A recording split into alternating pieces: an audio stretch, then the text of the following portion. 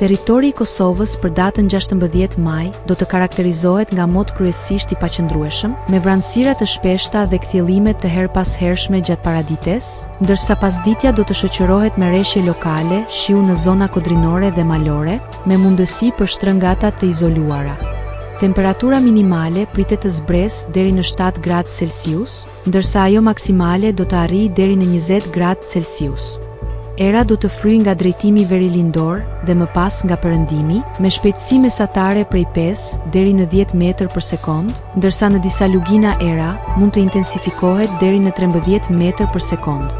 Temperaturat minimale dhe maksimale për disa nga qytetet kryesore të Kosovës do të jenë si më poshtë: Mitrovica 7 deri në 19 gradë Celsius, Podujev 7 deri në 18 gradë, Skënderaj 7